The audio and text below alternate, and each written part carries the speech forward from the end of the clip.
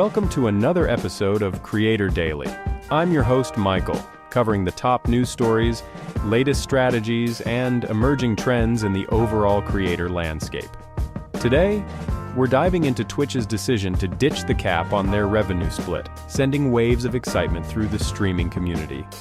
Meanwhile, YouTube's AI has been flexing its musical muscles, but not without striking a few sour notes with the music industry. Over in the world of movies, TikTok creators are making a scene at Sundance, mixing social media flair with silver screen dreams. Closer to home, an internet giant is planting roots with a new content moderation hub in Austin. We're also peeking into the suitcase of a star creator to see what travel gear powers their nomadic lifestyle. Plus, YouTube is experimenting with SuperChat likes, potentially upping the ante for live stream donations. And finally, could Reddit be the next big tech IPO? Rumors point to a March debut with a hefty price tag. Stick around, we're just getting started. Big news for Twitch streamers. Twitch has announced some major changes that could impact streamers' pockets in a positive way. They're ditching the $100K cap on the partner's 70-30 revenue split, where streamers get 70% of the revenue. The cap previously meant that once streamers earned $100,000, they'd have to go back to a 50-50 split with Twitch. Not anymore. Now, streamers can keep that favorable 70-30 split no matter how much they earn. Twitch CEO Dan Clancy admitted this cap was actually holding the streamers back. That's not all. Twitch is mixing things up with its Plus program. Previously reserved for partners, this program is now open to affiliates too, and it's simply been renamed to the Plus program. The entry barrier is also being lowered, meaning streamers need fewer points from channel subscriptions to qualify for the better revenue split. To give you an idea, it used to be 350 points per month for the 70-30th split. Now it's down to 300. And for those who can't hit that number, there's a new 60-40 split available for streamers who can earn at least 100 points for 3 months in a row. But there's a bit of a letdown coming June 3rd. Twitch is changing how it pays streamers for Amazon Prime subscriptions. Instead of treating them like regular Tier 1 subs, they're moving to a fixed rate model based on where the subscriber lives. So, a Prime sub from the US will now give a streamer $2.25, while one from the UK will give $1.80, and so on. These tweaks are geared to help more streamers benefit from better revenue rates, but it's still a bit of a balancing act with the introduction of the new fixed rates for Prime subs. Twitch reckons most streamers won't be too hard hit by this change, estimating the impact to be less than 5% for the majority of streamers. These changes are quite the shakeup in the streaming world, and it looks like Twitch is listening to feedback and trying to incentivize its streamers, pivoting away from past decisions that weren't too popular. It seems Google DeepMind's foray into AI-driven music tools has struck a bit of a sour note with the music industry. According to a report by Billboard, tensions have emerged because Google trained its artificial intelligence on major label recordings without first obtaining permission from the rights holders. This process was part of developing a feature called Dream Track, which pairs video ideas with AI-generated soundtracks mimicking pop star voices. While Google did secure one-off licenses before launching the AI feature, the training was done before labels could opt out, raising concerns among industry figures. Despite these tensions, YouTube, which announced Dream Track last November, maintains a strong relationship with music partners, emphasizing collaboration for responsible AI development that includes monetization, controls, and attribution for future tools and content.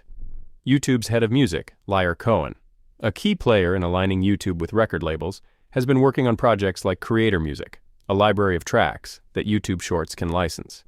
The unease isn't restricted to Google, though. There's a broader discomfort in the entertainment industry about how AI models are trained.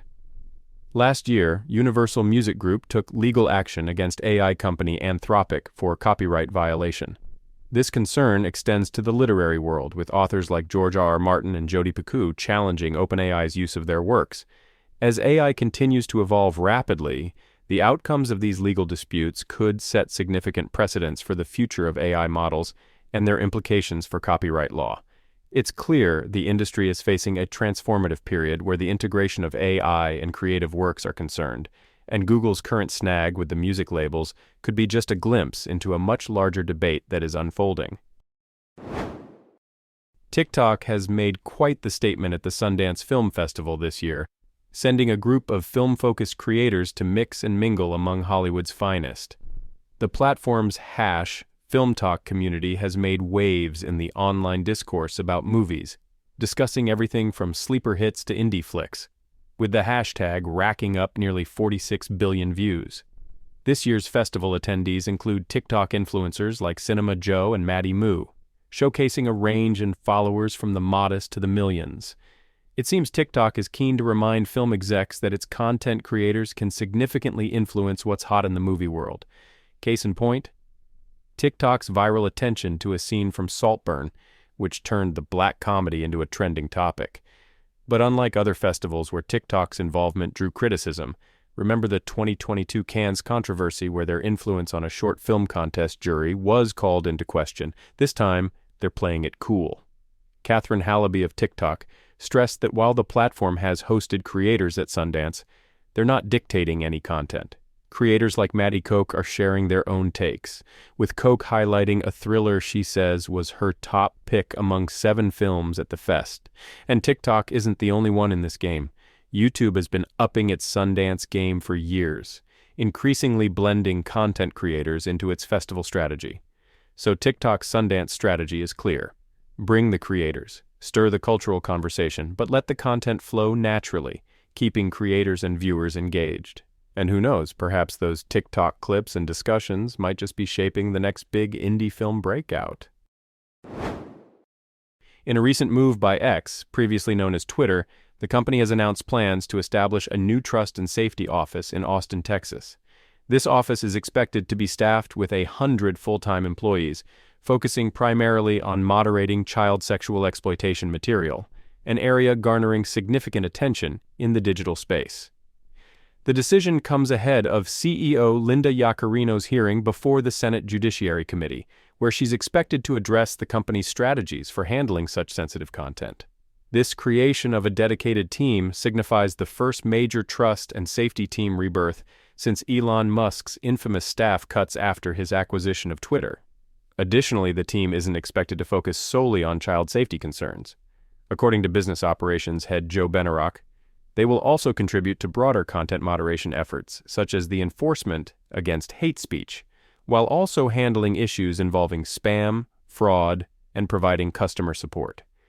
Though the company has updated a blog post to mention the upcoming Austin office, further specifics about the team's operations or the exact timeline for the office's opening remain undisclosed for now. This news points to a significant reshaping of content moderation under X's management, centering on a blend of technology and human oversight to navigate the complex challenges of today's digital content landscape. In the latest installment of The Verge's newsletter Installer, David Pierce shares insights into a variety of intriguing topics and new tech gear, especially highlighting the travel gear used by creator Ali Abdaal. In a discussion with Abdaal, who recently ventured into a digital nomad lifestyle, Pierce reveals the equipment that keeps Abdaal productive on the road. The setup includes an away suitcase, a Peak-designed travel backpack filled with 2 camera cubes, a Sony a7S III for his main filming, and a Sony a7C for photos and podcasts. He also carries 2 mics, a Sennheiser MKH 416 shotgun mic, and a Shure MV7 podcast mic, plus a rollable Falconize Rollflex light panel which contributes to his great camera presence. In addition to his robust camera gear, Abdaal lugs around the incredibly lightweight Manfrotto Nanopole stand. His tech arsenal comprises a 14-inch MacBook Pro and an iPad Pro in a Peak design everyday sling. Pierce also managed to dissuade Abdaal from switching to a gaming laptop on account of a desirable gaming experience and suggested a Nintendo Switch as a more practical alternative. Furthermore, the newsletter touches on other topics, including a new WW2 Epic on Apple TV+, a space-time diffusion model for video generation by Google Research, a pricey Hasselblad camera eyed by professionals, and an appreciation for Pole World, a trending game that meshes Pokémon with a more action-oriented gameplay. Pierce also spotlights the practical and happiness-inducing app setups shared by Amy's founder, Dennis Muller. Finally, Pierce reflects on the 40th anniversary of the original Macintosh, reminiscing about his first Mac, the Power Mac G4 Cube, which he cherishes despite its age and limitations. The newsletter wraps up, leaving readers with a nostalgic look back at one of Apple's most iconic products. YouTube is rolling out a new feature to promote live stream donations called SuperChat likes. SuperChat, for those not in the know, allows viewers to buy a highlighted message or a fun animated sticker that stands out during a live stream or premiere. These SuperChats don't only pop with a different color, but also get pinned to the chat for a duration depending on how much has been spent. Now here's the kicker with SuperChat likes: others can like these messages, which could stir more conversation and engagement. Imagine this. A viewer purchases a SuperChat, it gets pinned, and then other users start hitting like, making it even more visually prominent. This might prompt the streamer to respond to these popular comments and ramp up interaction overall. YouTube is currently testing this with only a small group, but plans to expand access soon. Although it's worth noting that when a live stream ends, the likes on SuperChats won't stick around. They're not saved in the archive. This nifty addition could change the streaming game by adding another layer of interaction, with YouTube looking to edge out platforms like TikTok, which are also focusing on live stream monetization. Last year, YouTube made it easier for more creators to monetize their content by lowering the entry bar to its partner program. So, creators and viewers alike, get ready for another tool to highlight your favorite moments and support your beloved streamers. This is YouTube, upping the ante and making the streaming experience even more dynamic and engaging. Keep an eye on how this might shift the incentives for participation in live streams. There's buzz around social media platform Reddit, which is eyeing an initial public offering as soon as March. But here's the kicker: the anticipated valuation is a lot lower than initially expected. We're looking at a possible $5 billion valuation for the popular forum site, down from the whopping $15 billion they were aiming for. What's behind this shift? Well, the current market isn't exactly playing in Reddit's favor. When you compare it to social giants like X, valued at $19 billion, and Snapchat at $27 billion, Reddit's numbers don't quite stack up. Market conditions are tough, and this lower valuation seems to be a reflection of that reality. Despite bringing in $800 million in annual ad revenue, Reddit trails behind other major players in the social media ad market. It's not all doom and gloom, though. There's potential for Reddit to attract more advertising dollars, especially with users citing the platform as a helpful tool for gathering insights before purchases. The platform's growth has been steady. They've climbed from 52 million to 70 million daily active users since 2021.